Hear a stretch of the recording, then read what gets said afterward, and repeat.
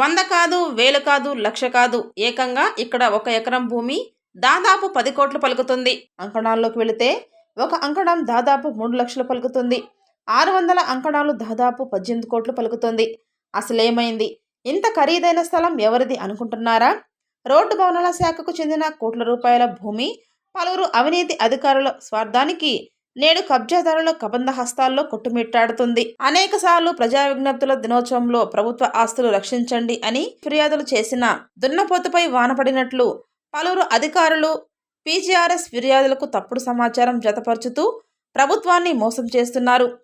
వివరాల్లోకి వెళితే నెల్లూరు జిల్లా నెల్లూరు రూరల్ మండలం 2వ డివిజన్ గుడిపులపాడులోని నరకూరు సమీపంలోని సర్వే నెంబర్ 129/1 సర్వే నెంబర్ 129/2లో బృందావనం లేఅవుట్ 70 సెంట్లు, ఎస్ఎల్వి లేఅవుట్ 30 సెంట్లు ఆక్రమించి ప్లాట్లుగా విక్రయిస్తున్నారు. పీజీఆర్ఎస్ ఫిర్యాదులో భాగంగా మండల సర్వేయర్ తన బృందంతో సర్వే చేపట్టడం జరిగింది.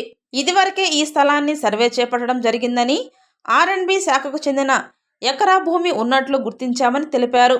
పూర్తి వివరాలు తహసీల్దార్కి అందజేయడం జరుగుతుందని అన్నారు. అయితే ఇప్పటికే పలువురు భారీ భవనాల నిర్మాణం చేసి నూడా మున్సిపల్ శాఖ టౌన్ ప్లానింగ్ అధికారులు పలువురు అందిన కాడికి అప్పనంగా ఆరగించి చర్యలు తీసుకోవడంలో ఆదమర్చి నిద్రిస్తున్నారు. కానీ లేఅవుట్ల యాజమాన్యం ద్వారా ఎన్ని బెదిరింపులు వచ్చినా పట్టువిడని విక్రమార్కుడిలా పీజీఆర్ఎస్ ఫిర్యాదుదారుడు ఒంటరిగా పోరాటం చేస్తుండటం గమనార్హం. నమస్కారం, నా పేరు జనార్దన్ రావు. నెల్లూరు రూరల్ మండలం నరుకూరు పంచాయతీ పరిధిలోకి గుడుగులపాడు రెవెన్యూ పరిధిలోకి సర్వే నెంబర్ 129-1, 129-2 సర్వే నెంబర్లో ఎకరా ప్రభుత్వ భూమి అంటే రోడ్డు భవనాల శాఖ భూమి ఈ బృందావనం లేవటువంటి వాళ్ళు 10 సంవత్సరాల క్రితం ఆక్యుపై చేసుకొని భారీ భవనాలు ఇక్కడ నిర్మించుకొని విక్రయాలు చేస్తున్నారు. ఈ భూమి విలువ దాదాపు 10 కోట్లు విలువ చేస్తుంది. కానీ ఇప్పటికే అనేక ఫిర్యాదులు అంటే ప్రజా విజ్ఞప్తుల దినోత్సవం పీజీఆర్ఎస్ ద్వారా దాదాపు 1.5 సంవత్సరం నుంచి మేము పోరాటం చేస్తానున్నాం. యాజ్ ఏ జర్నలిస్ట్ గా మేము 20 ఏళ్ళ నుంచి ఈ జర్నలిస్టులుగా ప్రభుత్వానికి ప్రజలకి సేవలు చేస్తూనే ఉన్నాం. ఈ రోజుకి సెంటు భూమి ఇక్కడ పొందలేకపోతున్నాం ప్రభుత్వ శాఖల నుంచి.